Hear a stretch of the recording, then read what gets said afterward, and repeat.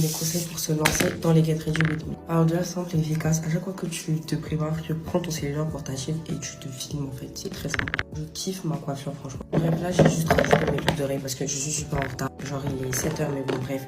Ensuite faut que tu aies ton propre style parce que genre on est beaucoup à faire des get ready with me, donc il faut que tu montre aux spectateurs ce qu'il y a de spécial chez toi. Genre, n'essaie pas de faire les mêmes vidéos copier-coller de quelqu'un parce que, genre, si t'as les mêmes mimiques, etc., ça se voit. Les vidéos copier-coller, là, je dis ça, je dis rien. Ensuite, filme-toi dans un bon cadre, genre, où il y a une bonne luminosité, un bon fond, etc.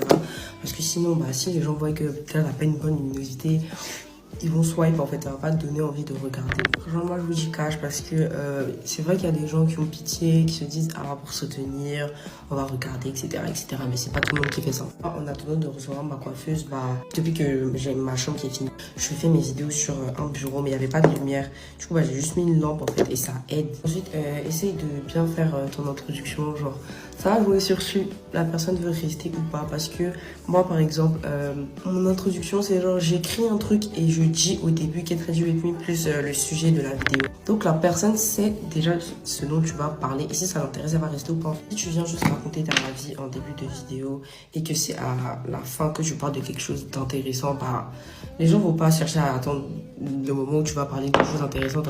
Aussi, essaye de faire des vidéos pas trop longues, genre 5 minutes, ça va 2 minutes quoi, parce que franchement pour un Get Ready With Me, je trouve que c'est super long. Même les vlogs et tout, j'aime pas faire des vlogs trop longs, genre moi j'aime pas faire de longues vidéos parce que ça donne pas envie de regarder en fait. Moi quand je vois des vlogs de 3 minutes, franchement ça m'intéresse pas du tout. Je sais pas si c'est juste moi, je suis quelqu'un, j'aime pas perdre mon temps. Enfin, qui me dit que ce sera chic en fait. Après ça c'est mon avis et tout le monde n'est pas comme ça, mais il y en a forcément d'autres comme moi. Et pour que la vidéo ne soit pas trop longue, bah tu dis l'essentiel, tu racontes pas ta vie, tu essaies de faire des pauses comme moi. Ensuite moi j'ai un unpopular opinion, c'est que genre t'es pas obligé d'avoir des produits de marque.